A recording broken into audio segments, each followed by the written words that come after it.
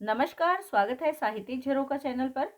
आज हम करेंगे पंत की बहुत ही प्रसिद्ध कविता मोह। इस कविता में पंत जी ने प्रकृति के प्रति अपने प्रेम भाव को अभिव्यक्त किया है और वो प्रकृति के प्रति प्रेम के सामने जो मानवीय प्रेम है उसे भी तुच्छ समझते हैं।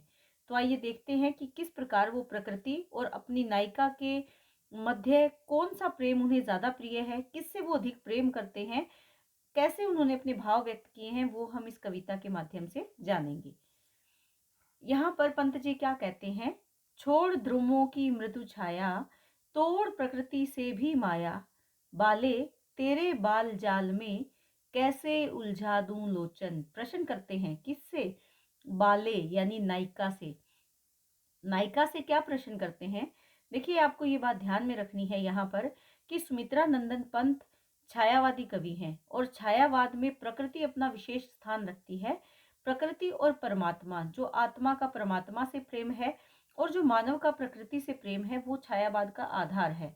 तो यहाँ पर उसी प्रकृति को आधार बनाकर जो पंत जी हैं वो क्या कहते हैं? छोड़कर ध्रुवों की यानी वृक्षों के समूहों की मृदु छाया, कोमलता देने वाली कोमल छाया को तोड़ प्रकृति से भी माया, यानी तोड़ दूं प्रकृति से, जो मोह है, माया है, प्रेम है, उसको तोड़कर बाले, हे नायिका, तेरे बाल जाल में, ते तुम्हारी केशों के जाल में कैसे उलझा दूं लोचन यानी नेत्र, कि मैं अपने नेत्रों को तुम्हारे केशों में कैसे उलझा दूं और केशों में उलझाकर मैं प्रकृति के प्रति जो प्रेम है उसको कैसे अनदेखा कर दूं। यहाँ पर नायिका के प्रति उन्होंने भाव व्यक्त किए हैं, लेकिन प्रकृति सर्वोपरि है। प्रकृति के प्रति उनका अनन्य प्रेम यहाँ पर देखा जा सकता है।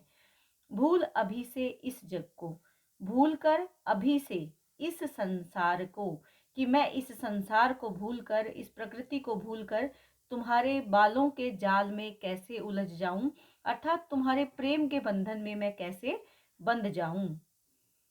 तजकर तरल तरंगों को, इंद्रधनुष के रंगों को, तेरे भ्रूभंगों से कैसे बिंधवा दूं निज मृग सा मन, भूल अभी से इस जग को। यहाँ पर क्या कहते हैं? तज कर यानी त्याग कर, तरल तरंगे, जो तरलता से परिपूर्ण नदी की, सागर की तरंगे हैं, जल की तरंगे हैं, उन तरंगों को कैसे त्याग दूं। इंद्रधनुष के जो रंग इस प्रकृति में बिखरे पड़े हैं, उन रंगों को मैं कैसे भूल जाऊं। तेरे भ्रूभंगों से, भ्रू यानी भुरकटी, कैसी भुरकटी? भुरकटी जो तीर के समान है, तुम्हारे जो दोनों भुरकटियां हैं वो कैसी है? तीर के समान है। और इनसे कैसे बिंदुआ दूं निज यानी अपना, मृग सा मन, मृग को मन माना है, मन को मृग माना है, कि मैं अपने मन को मृग क्यों माना है? क्योंकि मृग की क्या खासियत है? मृग चंचल प्रकृति का प्राणी है, एक स्थान से दूसरे स्थान पर, या यूं कहे कि वो चंचलता से परिपूर्ण है। उसी प्रकार मन भी चंचल है। तो यहाँ पर ये कह रहे हैं कि मैं तुम्हारे नेत्रों की जो बोहें हैं, उन बोहों का जो, वो बोहें कैसी है? तीर के समान है। और मैं उससे अपने जो स्वच्छंद मृग रूपी जो मेरा मन है उसको मैं कैसे बिंदुआ दूं। बिंदुआने का मतलब क्या है? बेद डालना। जैसे एक तीर से एक पशु को बेद दिया जाता है, उसी प्रकार यहाँ पर वो कह रहे हैं कि मैं तुम्हारे धनुष जैसी जो तुम्हारी बोहें हैं, उनसे चलने वाले जो प्रेम का तीर है, प्रेम बाण है, उससे मैं मेरे चंचल मृग रूपी जो मेरा मन है उसको मैं नहीं बिंदवा सकता। क्यों? क्योंकि भूल अभी से इस जग को, कि मैं इस संसार को नहीं भूल सकता। यहाँ पर कवि ने उपमा अलंकार का सुंदर प्रयोग करते हुए मन को किसके समान माना है? मृग के समान उन्होंने माना है। कोयल वह कोमल बोल, मधुकर की वीणा अनमोल। कोयल का वह कोमल बोल, कोयल जब कूकती है उसका उसका बोल, उसका कूकना वो कैसा है? कोमलता से भरा हुआ है। मधुकर, मधुकर यानी जो भ्रमर है, भंवरा है, उसका गुनगुनाना कैसे लगता है? जैसे कोई अनमोल वीणा बज रही हो, वीणा से कोई अनमोल स्वर उत्पन्न हो रहा हो। कह तब मेरे कह तब तेरे ही प्रिय स्वर से कैसे भर लूं सजनी श्रवण।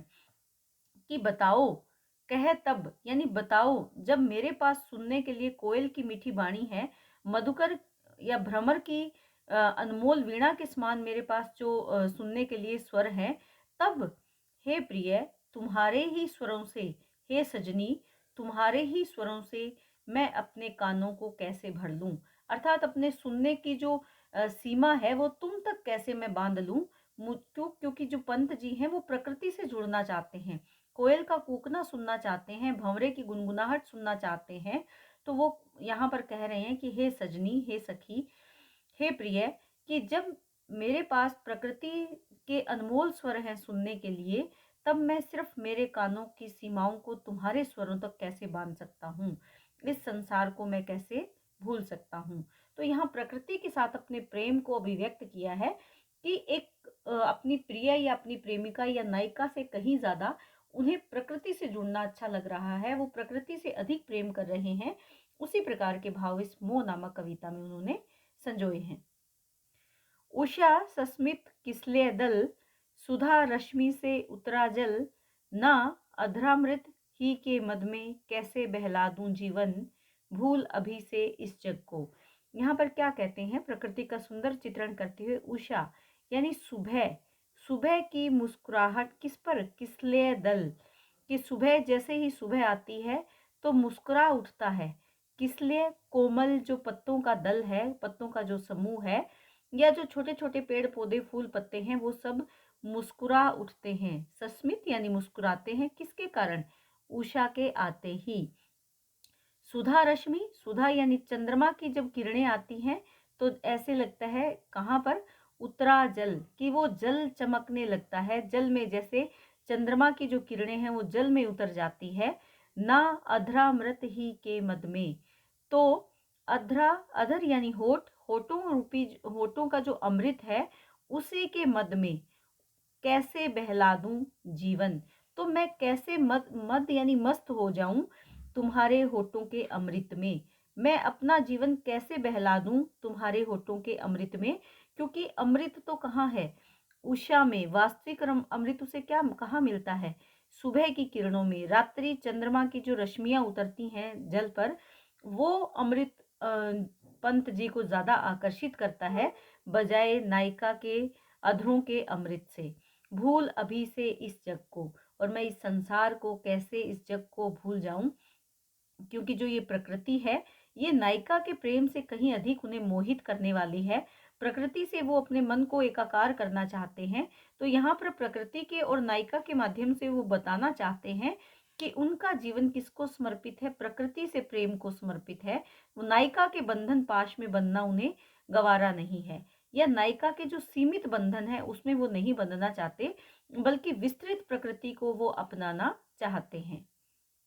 तो प्रकृति प्रेम को अभिव्यक्त करती पंत जी की ये कविता बहुत ही महत्वपूर्ण है, और संपूर्ण कविता में उन्होंने प्रकृति के प्रति अपने मनोभावों को अभिव्यक्त किया है। इस विस्तृत प्रकृति के सामने नायिका का प्रेम भी उन्हें तुच्छ प्रतीत होता है, उनका मोह नायिका से ना होकर प्रकृति के प्रति अभिव्यक्त हुआ है। तो उम्मीद करती हूँ कि ये कविता आपको बहुत अच्छे से समझ में आई होगी। बहुत बहुत धन्यवाद।